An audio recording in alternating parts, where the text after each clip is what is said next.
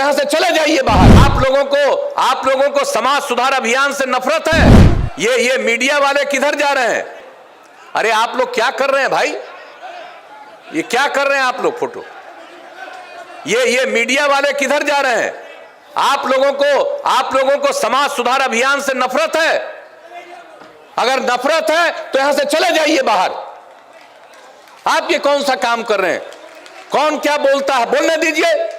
हम तो आपको बता दिए कि समाज को नहीं जानते हैं। यह आदमी का जो स्वभाव है 100% ठीक हो सकता है, कभी 100% ठीक नहीं हो सकता। तो इसके लिए अभियान चलाना है तो हम लोग तो इसी के लिए अभियान चला रहे हैं। तो कहां बीच में और लोग बात सुन रहे हैं, अब मेरे बीचे में जाकर के हो कर रहे हैं। तो आखिरकार ये पूरी की पूरी बात इन लोगों से करने आए हैं कम्युनिकेट। अगर किसी को समाज सुधार से मतलब नहीं है तो यहां पर आने की क्या जरूरत है? इसलिए जरा कृपा करके जो चीज चल रहा है, और आज आपने महिलाओं की बात नहीं सुनी। किस किस ढंग से महिलाओं में जागृति आ रही है? महिलाओं में जागृति आ रही है और आप पुरुष हैं, आप में जागृति नहीं आएगी। खाली महिलाओं की जागृति के लिए हम अभियान चला रहे हैं कि पुरुषों में भी जागृति आनी चाहिए। इसलिए जरा इन सब बातों पर ध्यान रखिए। यह अलाउड है आप लोगों को देखने का, तो जरा गौर से देखिए, समझिए और सीखिए।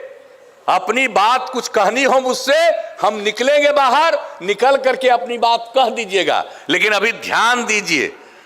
और अगर कोई अपनी बात कहना भी चाहते हैं मैं उनका स्वागत करूंगा, लेकिन जरा जो काम चल रहा है इस काम पर ध्यान दीजिए। अगर ध्यान दीजिएगा तभी आगे बढ़िएगा। अगर इन बातों पर ध्यान नहीं दीजिएगा तो आप भी अपने आप को बिल्कुल नष्ट करिएगा। यह हम आपको कह देना चाहते हैं।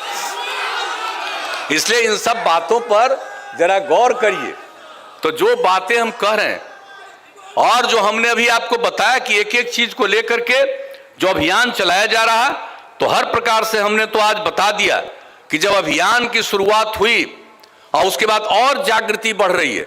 इसलिए हमने अपने साथियों से भी कहा है कि भाई हम तो अभियान की शुरुआत किए हैं, इसका मतलब ये नहीं है कि हम अगर 12 जगह पर जाएंगे तो बस वही अभियान है, बल्कि ये निरंतर इस अभियान को आगे जारी रखना है। और आप सब लोगों से ये हम आग्रह करने आए हैं कि भूलिएगा मत, जो आपका काम है, दायित्व है, वह तो करिएगा ही, लेकिन समाज सुधार के लिए यह जरूरी है कि लोगों में जागृति लाने के लिए निरंतर लगे रहिएगा। और आज तो मुझे खुशी हुई कि आपने इस बात को कहा कि भाई कहीं से भी खबर मिली कि कम उम्र में शादी कर रहा है, या कहीं के बारे में खबर मिली कि तिलक उसके लिए दहेज मांग रहा, तो आप लोगों ने कितना बढ़िया ढंग से उसका विरोध किया।